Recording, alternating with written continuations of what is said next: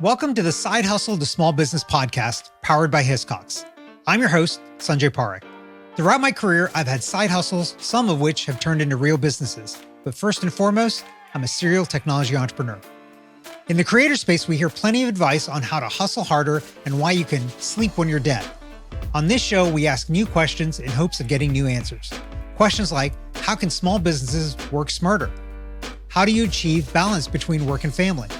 How can we redefine success in our businesses so that we don't burn out after year 3? Every week, I sit down with business founders at various stages of their side hustle to small business journey. These entrepreneurs are pushing the envelope while keeping their values. Keep listening for conversation, context, and camaraderie.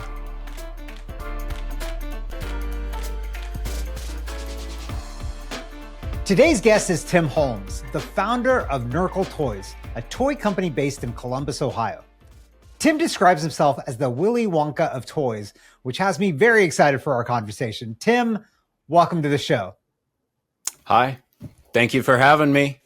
So only slightly better than the Willy Wonka of toys would be the Willy Wonka of actual chocolate and candy, because then I could eat it. I'm assuming your toys I can't eat. But before we start talking about your toys, tell us a little bit about you and what got you to where you are today.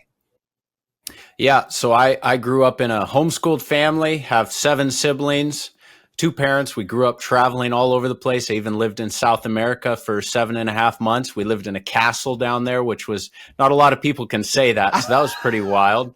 Very few people, I think, can say that. Yeah. And my dad, he traveled for work. He did industrial roofing at one point. Then he got into thin shell concrete domes, which are like the strongest structures in the world. But I grew up in the country. I grew up as a creative. I love to build things, love to design things, and I got into extreme sports. But I wanted to be a roller coaster engineer when I was younger. So it was a wild life growing up. We seemed to always be moving from one place to another. And wherever we were, I'd use the resources I had to create and to design all kinds of different things. Yeah. I like how you say you lived in the country, except there was this little side thing of like living in a castle. I don't think living in a castle is necessarily in the country. I got to ask you about the castle thing. So what was the coolest experience of living in a castle? And how big of a castle are we talking about? So the castle we lived in was a 5-story castle. And the guy who built it in Bolivia, actually in Santa Cruz, he loved castles, and he actually built 3 of them. The one we lived in was the one where he would host guests, and the other ones had like pools and stuff. And we lived on the 3rd floor, and I'd go into the castle towers and I'd catch baby pigeons, or you'd have geckos that would run up the walls and stuff, which was really awesome. So those were my biggest memories down there. I was 7 years old, so I was pretty young. So I remember all the details. My dad went down there to dredge for gold. That's a whole different story, but. So this was a modern castle. This wasn't like a castle from the 1400s or something like that. This was like something that was built in recent times, I take it. Yeah. I mean, it was relatively modern. They made it look more historical, but it wasn't 200 years old or 300 years old. Okay. Before we start talking about your entrepreneurial background, I got to ask about the extreme sports bit of it. What kind of extreme sports did you do? I got into snowboarding. I got into BMX, skateboarding, skiing, wakeboarding, really anything with a board other than surfing, which I had my opportunity at that, and I passed it up and I regret it. But I did a lot of snowboarding. That was my big sport. And we got, season passes to our local ski resort. And so I did it competitively, and I would always hang out in the park, doing jumps and rails, slope style. And I have a few medals. I have, I think 3 bronze medals and a couple of silver medals. Never got the gold, but it was awesome. I did screw up my back permanently. So some things I do regret, but you can't go back and change that. So we move on with life. So you didn't make it to the Olympics, I take it, because of the injuries or because of something else? Yeah, no, I was like, man, I could really go places with this. Like I was getting good, I was getting up there. I could do 720s, the big tricks. And, but it was one of those things where my back just held me back, and I've permanently damaged my tailbone. And so I can't move up the ladder per se, but you know what? There Right. were other things that came about. And in a way, I'm glad that I never got to the Olympics. Yeah. I love how you say you can do 720s. I can't do zeros. I can't even just be on and go straight. So, yeah, that's 720 degrees more than what I'm capable of. So that's pretty incredible.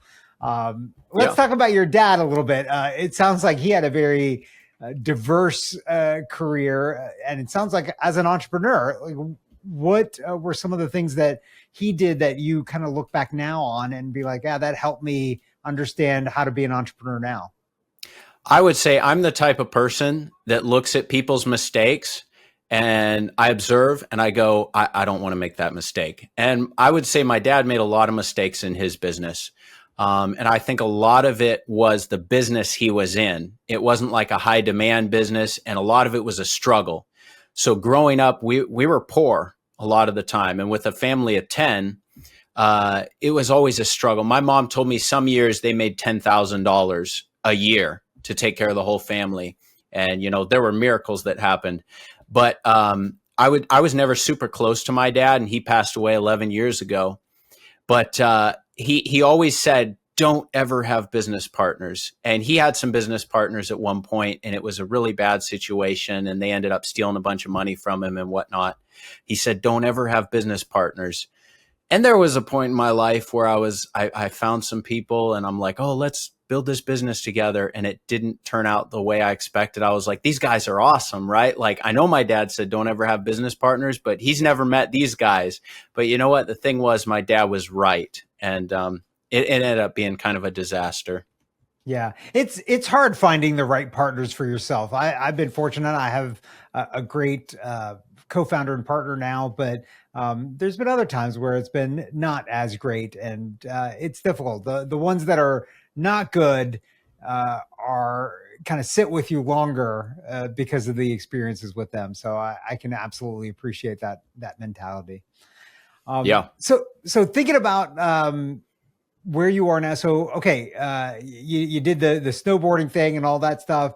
How did you get to the point of starting a toy business? So I said when I was younger, I wanted to be a roller coaster engineer. I still love roller coasters, but that dream has kind of faded. That's become something that I'm never going to be, as far as I know. And I actually fell in love with the film industry. So I started working in the film industry on set. I started in art department. Then I went into visual effects. So I do a lot of 3D modeling, animation, and compositing. And that got me where I am today, because I actually came to Ohio to work on a film on set, and I got stuck here. I had like 5 other projects that I was supposed to be working on, and they all fell through when I was here in Ohio. And so at that point, I was married, I had 3 kids, and I get stuck here in Ohio. I don't have a job. We're like really struggling. And we end up meeting a guy, and then I end up finding this drone company that a friend introduces me to. And they're like, hey, do you want to fly drones? Do you know how to use drones? And I'm like, nah, I've never done it before in my life, but I'd be willing to. And so I start working for them. They're like, hey, we want you to build a drone. And I was like, okay, you know, I love to design. I love to create. Let's do that. So I built my first drone, flew it. It was awesome. From there, I kind of went into that. And it was through that company I actually initially started the launch of my toy company. Yeah. Well, so what was the idea of getting you there and being like, yeah, you know what? I want to start a toy company. What was the spark? Yeah. So when I was working for the drone company, the guys I was working for, they're creative like me, but not to the extent that I am. And the guys that own the company, they were business partners. And one day they said, you know, we want to design a drone cage for flying drones indoors on a small scale. There's some on the market, but they're super expensive. We want to design something cheaper, more inexpensive that we can sell. And so they have me designing prototypes. And in the process, we're using dowel rods and connecting them with 3D printed pieces. So they purchased a 3D printer. We're printing these pieces and connecting them. And in that process, there was an idea sparked to create a connector for craft sticks, which is what our toy is about. but we didn't think a lot about it at that time and where it would go. So it was like 6 months of just messing around with it, just kind of as a hobby for me, 3D printing Right. thousands and thousands of pieces just for fun. Never thought it would be a company or anything. And then from there, I went to them and I'm like, hey, let's start a toy company. You guys want to like join forces and start a toy company? This would be awesome. We got to get out there and see what the potential is for this, you know? Right. And what was the response to that? So we started going to local schools, to like STEAM nights, to like STEM events, robotic events. And Right. we had kids come over and play with it. And the demand was like, it was way beyond what we expected it to be. And we were Wow. we were blown away by it. And school teachers would come up to us and they were like, this is amazing. I could use this in my class for this, this, and this. And they were just naming off all these things. And we're like, whoa, I didn't even think you could use it for that. Like so they were giving us these ideas Right. that we could play off of and expand what we had that we were working on. And from there, we're just like, okay, well, let's see if we can get a patent on this and just take it further, you know? Right. Yeah. Hey, that's an interesting story there. And I think that happens a lot more than we realize or recognize, where the founder or the founders have come up with this idea, and then customers end up taking that idea in a direction that you never thought was possible, and expands your marketplace. So, Yeah. was that for you? Was that sounds like it was accidental? But once you started seeing that, did you try to harness that in any way for yourselves? Yeah, I would say it definitely was accidental in a way, but I think it was destiny. I think it was God. But yeah, so we came together. We said, let's build this company.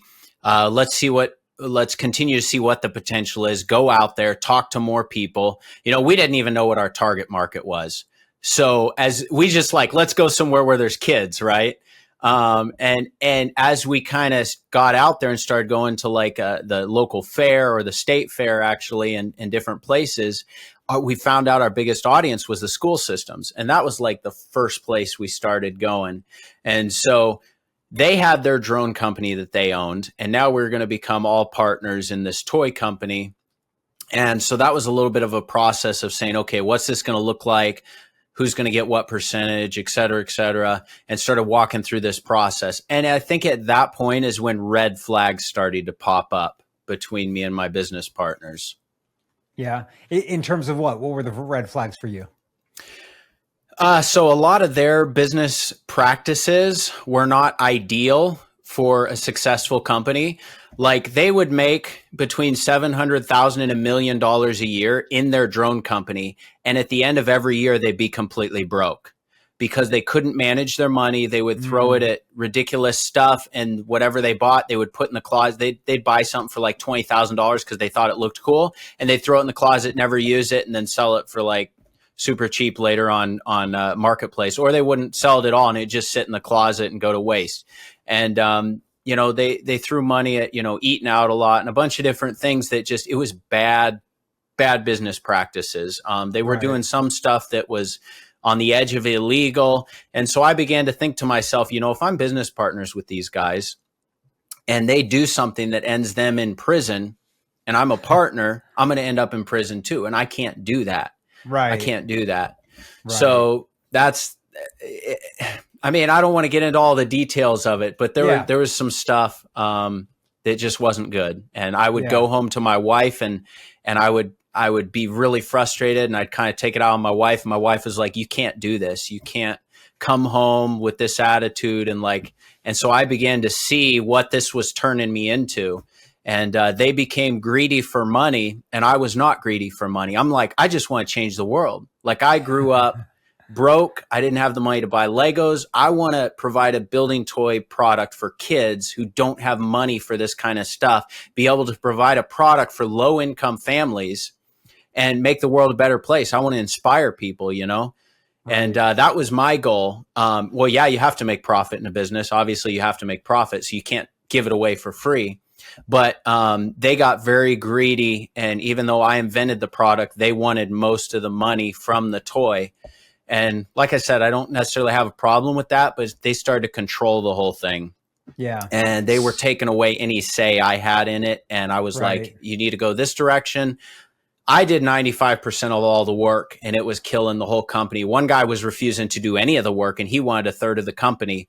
And we're talking about over a period of like a few years, like, Right. and it was rough. So I spent about a year talking back and forth with an attorney. I had a number of friends, especially friends in business that had successful companies, that I went to, and I said, hey, these are some of the situations I'm dealing with my business partners. Do you have any advice? Am I crazy? And I would ask my wife that sometimes. I'd go home and I'd be like, am I crazy? Am I thinking too deeply about this? And I kept getting confirmations from people, especially the attorney. And after about a year, the attorney finally said to me, he said, listen, I've been doing this for like 40 years. He said, if you continue down this road, it will destroy your family. It will destroy the company. He said, what they are doing is very destructive. It's not healthy for anyone, and it's going to end up in a horrible, horrible situation. He said, you need to get away from that partnership. You need to step away. And because I was on the patent, I have rights to the product and all this different stuff. And, I have all the sweat equity into it. I also had some money into it. And so one day I decided, okay, today I'm going to step away. So I wrote him a letter. I had my attorney review it.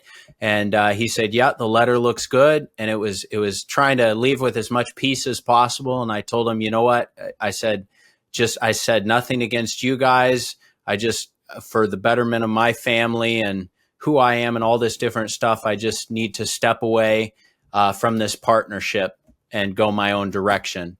They were not happy about that because I was doing 95% of all the work. And because of that, everything on their end fell apart.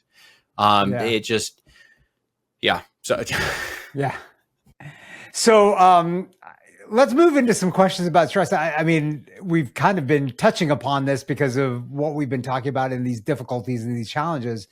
But how do you manage the stress then for yourself of, that situation as well as now being on your own, even though maybe in theory you were almost on your own before too, but how do you manage the stress for yourself? Well, I will say until I had business partners up until that point, I never got stressed. I never had anxiety. That just wasn't me.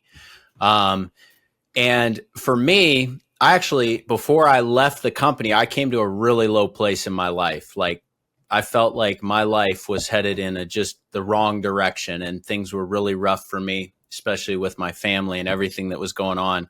And the only hope I saw was crying out to God. And so I did that one day on my drive home from work. I was like, God, I don't even know if there's hope for me. What's my purpose in life and all that.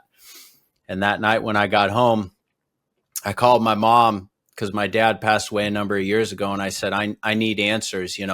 I feel all this guilt and all this weight of, who I am as a person because I was never good enough for my father and all this different stuff. So there was a lot of things connected from my past that I feel like were tangling me up in my situation. And so my mom just said, man, you're looking at it wrong. This is how your dad actually loved you. And she explained some things to me that I had been seeing completely wrong. And when she did that, like that night, everything broke for me. And I spent like an hour on the phone just sobbing with my mom. And after that point, I feel like God he came and he gave me peace. And so a lot of these anxieties, a lot of these fears, a lot of this pressure left. And I was basically like, man, I don't care if I lose the company. I don't care if I lose my family. Like, I wasn't saying it in the sense like, man, I just don't care. It was more of like, I have purpose in life now. Like I have a reason to live. So I could be homeless and be completely happy is where I was at, which was amazing. And so God started to restore some things in my life at that point. And I have, since I left, because it's been about 4 years, my old business partners have threatened to sue me. They've sent me cease and desist letters, and those attempts have failed, which I knew they would. Like I said, that year I spent talking to the attorney before I left. We talked about, what if I left the company? What's that going to look like? Can they sue me? And we went through everything. And because I'm on the patent and because of a whole bunch of other stuff, because I did everything right, and they didn't, then they can't really do anything to me. They can threaten me. They can try to make my life miserable, but they can't really do much. Right. Yeah. And I think that's a good piece of advice that you've got there, in that making sure that you go out and seek advice from people that have the experience. As Right. entrepreneurs, yeah, we don't spend 40 years working through legal problems for other folks. And it's useful to get somebody like that's advice, even if it costs you a little bit of money, because they've got that experience. Just like we have experience being entrepreneurs, and thinking about innovation and things like that. That's why people come and seek us out, right? Right. Um, Right. so, so you've got an interesting business in a toy business, right? And honestly, like, if it's a toy business, it could blend into all of life because it's fun, right? Right. Fun becomes work, work becomes fun. So how do you set boundaries for yourself, to make sure it doesn't bleed into all of life, right? Because you could be sitting at dinner starting designing toys because honestly, it's kind of fun. But Yeah. how do you prevent that, or do you prevent that? Well, I'll start by saying this. I love what I do. I absolutely love what I do. Like I said, I'm a designer, I'm a creator. So I love it. But a while back, me and my wife kind of made an agreement because I would work long hours. I just put a whole bunch into this, you know, and in a sense, I was a workaholic. And so I said to myself, I've seen other people go through these situations and it doesn't end well. You know, they end up not being able to get sleep at night. They end up, you know, losing their family and all these different things because of, you know, a need to balance and whatnot. And so me and my wife came to an agreement, and I said, no matter what, I'm going to stop work by 7 p.m. every night. And so I started doing that. I started acting upon that, and it was good and it was working. And aside from that, I said, I'm going to take the whole weekend off, Saturday and Sunday. So no matter what happened, no matter what I saw, I would take time off and I would spend that time with the family and try not to compromise as much as possible. There were rare occasions where like you have to go to an event and it's on the weekend and you take the product. But other than that, I created a system where I could hold things together, and it worked out well. It worked out well. So that's what I've been doing, as far as kind of balancing that out. Yeah. What happens for you when you come up with that brilliant flash of insight, and it's one of those off times where you're not supposed to be working? Because that, I think that happens to all of us as entrepreneurs, right? We don't Yeah, intentionally think about work, and then yeah. the flash of insight comes at that point. So how do you handle that? I put a note in my phone. I put a small note in there and I drop it. So it's usually because I can sit there and I can think about it and I can go over it again and again and again and like just obsess over it. But it's easier for me. I've kind of trained myself is to just put a note in my phone and leave it and then check it later. So I kind of have an app that I use for that. And it's called Wunderlist. I don't think it's around anymore because it was bought out by Microsoft. But I still use it. I never got rid of it. And so I'll put my ideas in there and just return to them later when I'm ready. Yeah, Wunderlist was a great app, a great to-do app. Like so many of those to-do apps that are great and then they get bought and then they disappear. But it's interesting that you're still able to use it, even though the Yeah. service is gone. Yeah. That's good stuff. Okay, last couple of questions here for you. Like, okay, this question, I think we already know the answer, but I'm going to push you to give me a different answer. If you could go back in time and do something differently, what would that be? Let's leave the business partners aside. What, because we know definitely from the sounds of Yeah. it, you would have done that differently. Yeah. Is there anything else that you would have done differently? And maybe not even about this company, maybe just life in general. Like, is there something that you would have done differently? Like growing up, maybe not focusing on roller coasters as much, or, I don't know, something else. Yeah. I've pondered this question a lot, and the problem with me is I get so deep into thought about things. I'm like, there's 1,000 things I would do differently. There's 1,000 things. But I would say probably the biggest thing I would do differently is change my mindset. Change my mindset, because having the wrong mindset can really halt or stretch out a lot of things. And so it's all about how you see yourself. And if you see yourself as a failure, if you see yourself as someone who can't do it, or you see every complication around you just crushing you, then you're probably going to be crushed. You have to see yourself in a situation where it's impossible to see yourself succeeding. You have to see yourself succeeding. And so it's a lot about the mindset. Yeah, I love that. Okay, last question for you. If you were talking to somebody who's thinking about taking that leap and launching a side hustle or a full-time business like you did, what advice would you give them? Money is hard to come by when you're starting a business.